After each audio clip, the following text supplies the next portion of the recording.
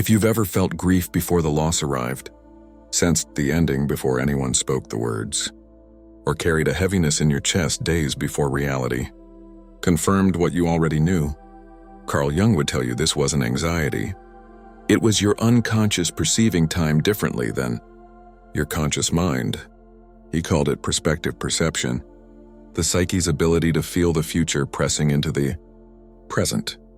But what he discovered about this phenomenon was deeply unsettling, because the pain you feel before it happens isn't a warning. It's preparation for something your soul already knows is coming. You've carried this your entire life. The ache that arrives without explanation. The grief that settles in your body before anyone dies. Before anyone leaves, before anything visible breaks. The way you feel the ending in your chest while everyone else is still celebrating the beginning.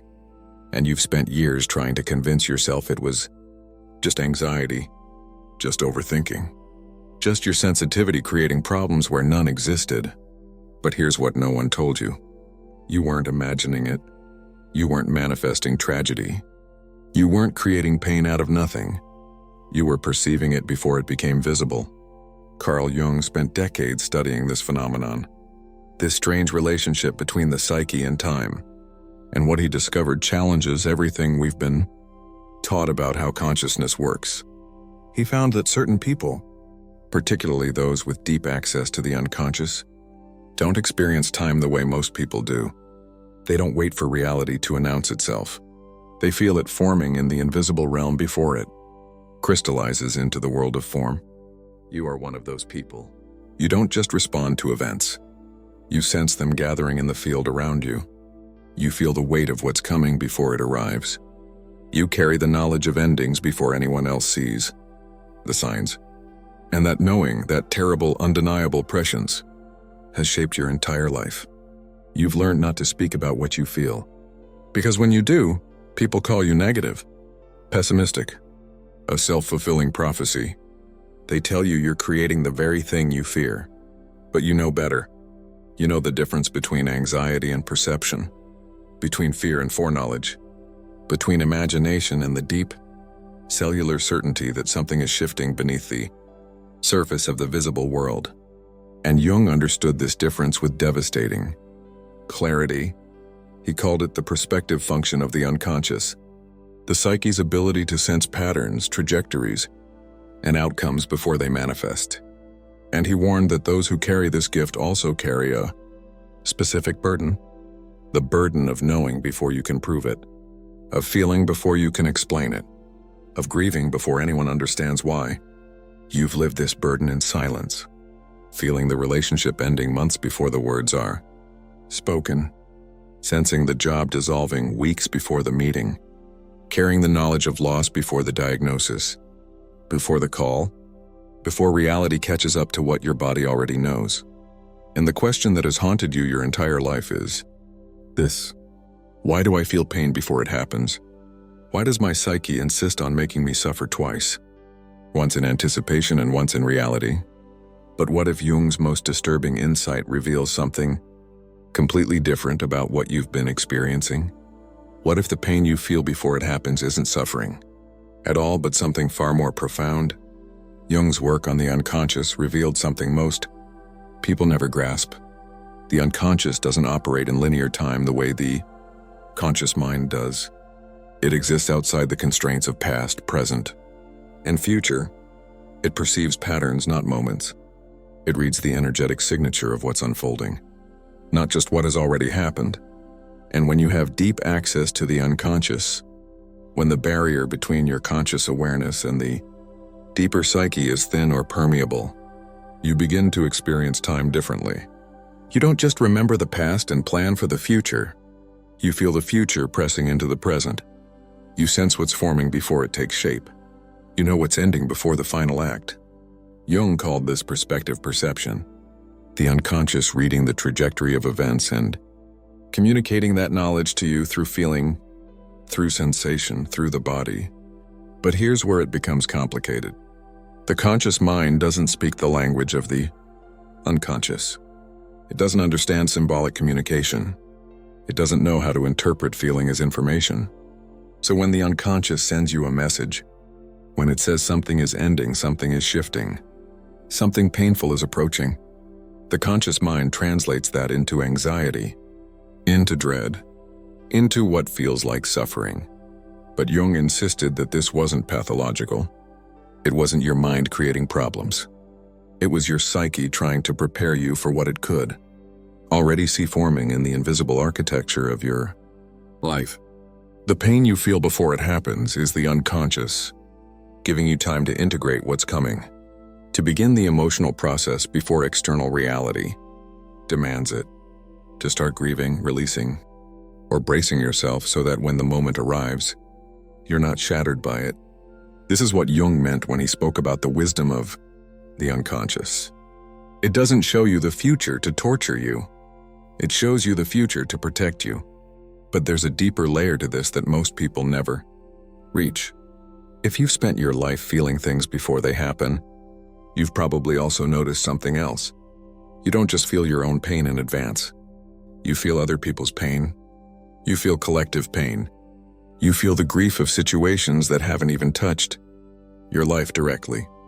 You walk into a room and feel heaviness that doesn't belong to you. You sit with someone and absorb their sorrow before they've spoken a word. You sense the fracture in a relationship that isn't yours, the ending of a story you're not part of. And this is where Jung's insight becomes even more unsettling, because he discovered that the unconscious isn't just personal, it's collective. There's a layer of the psyche that connects all human consciousness, a shared reservoir of patterns, archetypes, and emotional currents that we all draw from and contribute to. He called it the collective unconscious.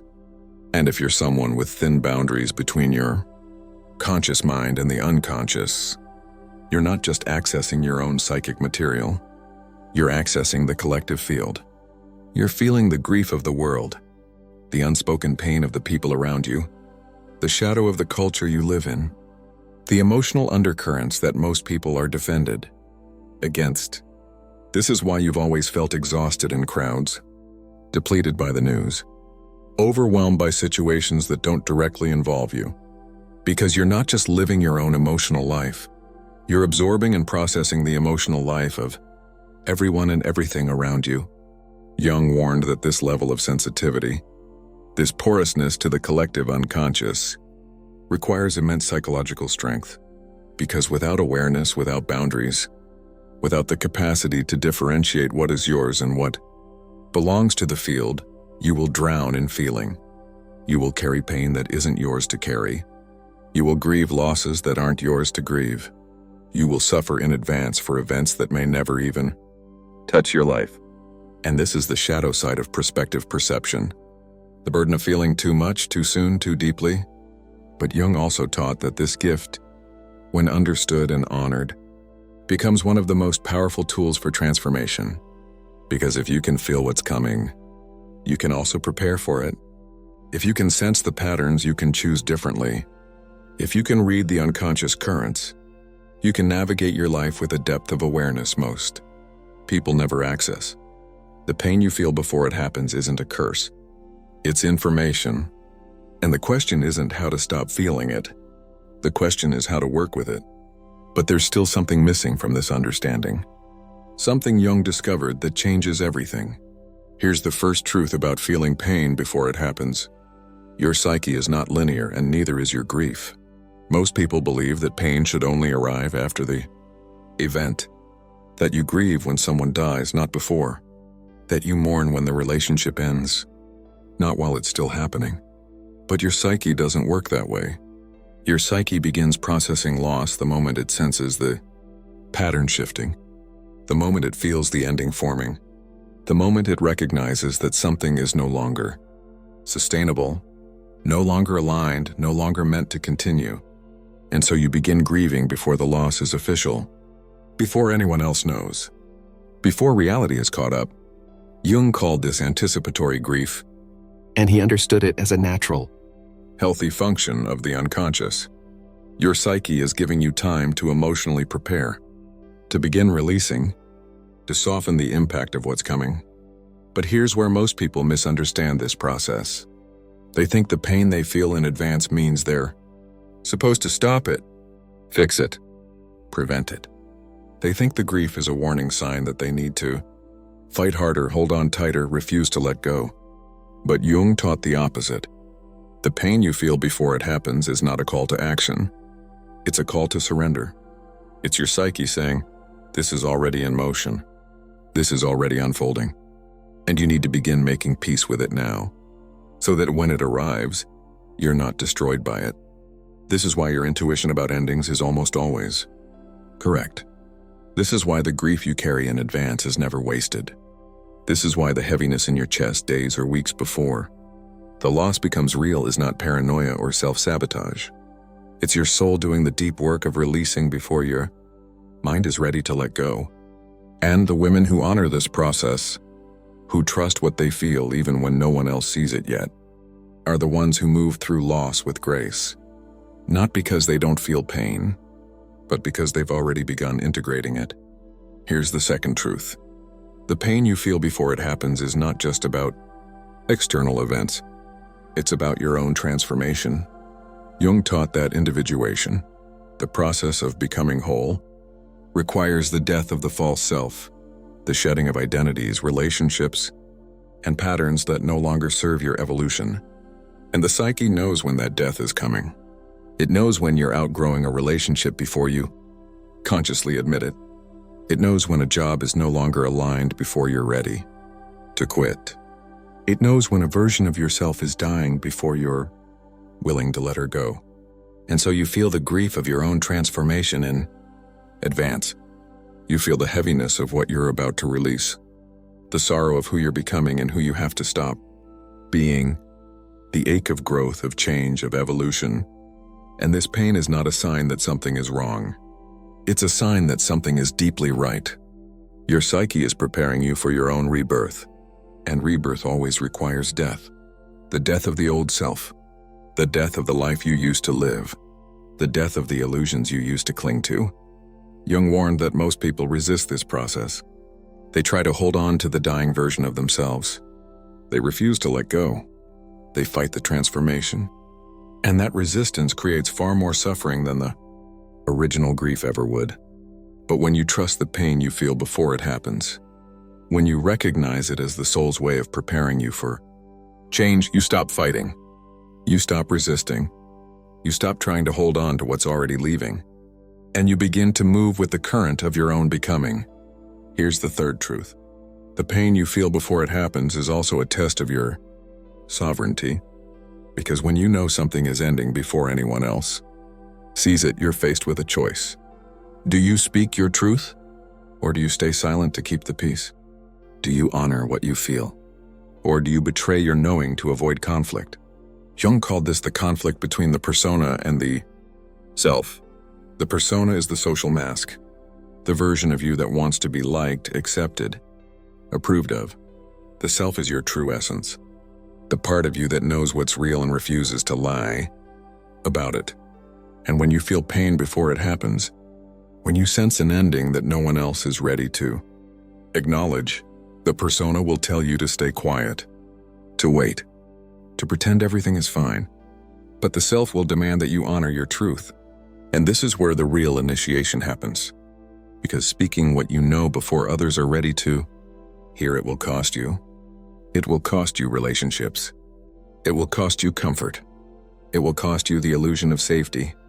But staying silent will cost you more. It will cost you your integrity, your self-trust, your alignment with your own soul. Jung taught that individuation requires the courage to choose the self over the persona, even when that choice isolates you, even when it makes you the villain, even when it means walking away before the story is finished. And the pain you feel before it happens is often your psyche, preparing you for that choice, giving you time to gather your strength, to build your resolve, to remember who you are beneath the need to be liked. Because when the moment comes, when reality finally catches up to what you've already known, you'll need that strength. Here's the fourth truth. The pain you feel before it happens is not random. It's relational. You don't feel every possible future pain. You don't sense every potential loss. You feel the ones that matter, the ones connected to your soul's path, the ones tied to your deepest relationships, your core wounds, your evolutionary trajectory.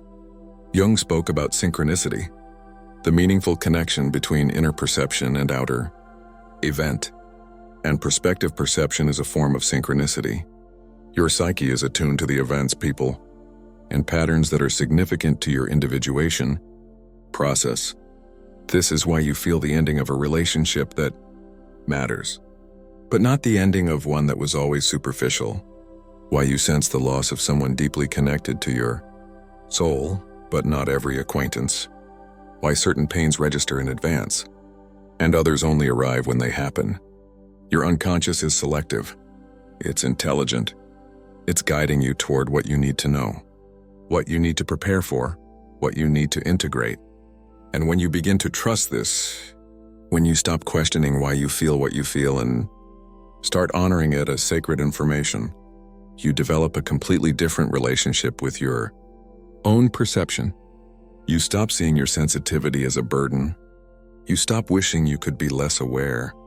You stop trying to numb yourself into ignorance, and you begin to recognize your gift for what it truly is: a form of psychic sight, a connection to the unconscious, a way of moving through life with profound awareness. Here's the fifth truth, and this is the one that changes everything.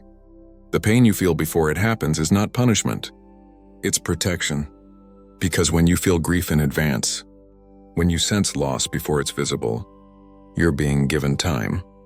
Time to prepare, time to soften, time to begin the process of letting go so that when the moment arrives, you're not blindsided by it. Jung understood that the psyche is always working toward balance, toward integration, toward wholeness. And one of the ways it does this is by spreading emotional intensity over time instead of letting it all hit at once. The anticipatory pain you feel is the psyche's way of dosing the grief, of letting you process it in waves instead of drowning in it all at once. This is why when the loss finally happens, you often feel strangely calm, strangely prepared, because you've already done half the grieving. You've already begun releasing. You've already started making peace. And people around you don't understand. They wonder why you're not falling apart, why you're not surprised, why you seem almost resigned. But you're not resigned. You're integrated. You've already walked through the fire in the invisible realm, and now you're simply witnessing it becoming real. Jung called this the wisdom of the unconscious, the psyche protecting you from the full weight of trauma by preparing you in advance. And this is the gift you carry, even when it feels like a curse. Even when it isolates you, even when no one understands, you feel pain before it happens because your soul is strong enough to hold it, because your psyche is wise enough to prepare you, because you are built for depth, for complexity, for the full spectrum of human experience. And that is not a flaw, it's your power. Close your eyes for just a moment. Feel the weight of all the grief you've carried before it was time. Feel the loneliness of knowing before anyone believed you. Feel the exhaustion of processing loss in the invisible realm while everyone else still lived in illusion. And now feel the truth of it. You were not wrong. You were not broken. You were not creating pain out of nothing. You were perceiving. You were preparing. You were doing the soul work that most people avoid their entire lives. And the pain you felt before it happened was not wasted. It was sacred. It was your psyche loving you enough to give you time, to soften the blow, to prepare you for what was always coming. You are not cursed with sensitivity. You are blessed with sight. Breathe into that. Here is Jung's most disturbing insight, the one that reframes everything. The pain you feel before it happens is not about the future. It's about the present, because what you're sensing is not some distant event waiting to unfold. What you're sensing is the pattern that already exists, the energetic reality that's already true, even if it hasn't materialized yet. When you feel a relationship ending before the words are spoken, you're not predicting the future. You're perceiving the present truth that both people are too afraid to acknowledge. When you sense a job dissolving before the meeting happens, you're not manifesting failure. You're recognizing the misalignment that already exists. beneath the surface. When you carry grief before the loss becomes official, you're not borrowing pain from tomorrow. You're feeling the ending that's already happening in the invisible architecture of reality. Jung taught that the unconscious perceives truth long before the conscious mind is willing to accept it. And when you have access to that level of perception, you live in a different timeline than most people. You live in the realm of what is, not just what appears to be. And this is why your knowing is almost always correct. This is why the pain you feel in advance is never wasted. This is why you can trust what you sense, even when no one else sees it yet, because you're not imagining the future. You're perceiving the truth of the present moment at a depth most people cannot access.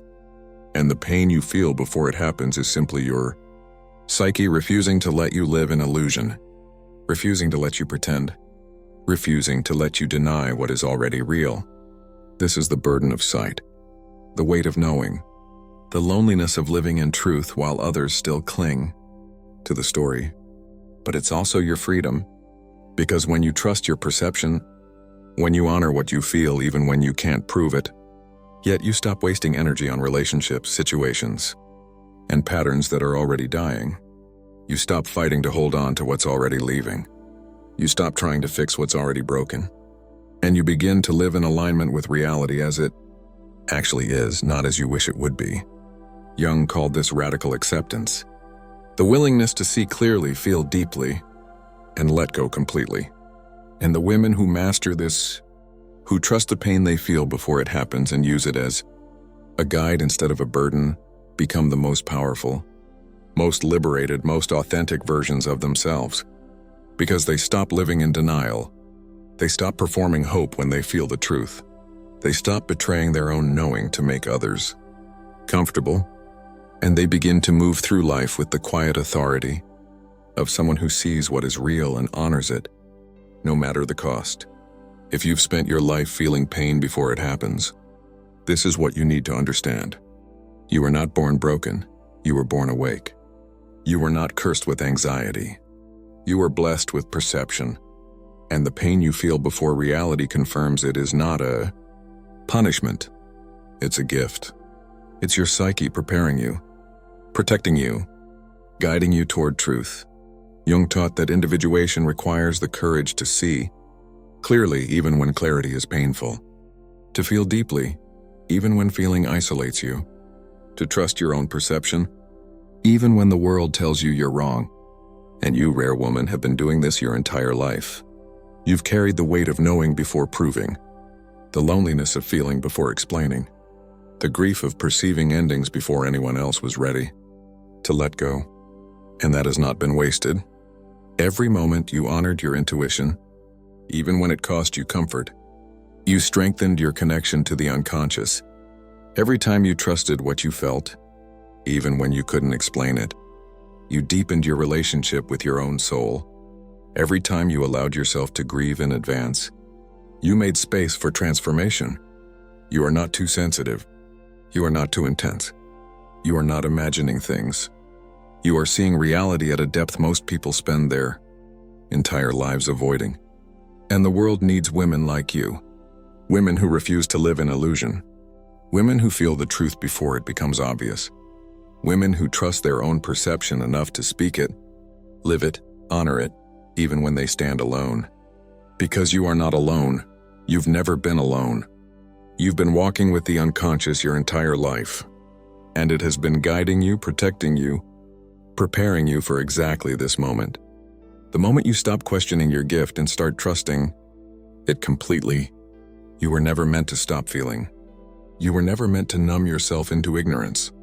And you were never meant to apologize for the depth of your perception. The pain you feel before it happens is not a burden. It's a birthright. And the moment you honor it as sacred information instead of pathology, everything shifts. Take what resonates, leave what doesn't. But know this, the women who were meant to understand this have already found it. If this felt like truth, the next one will feel like home.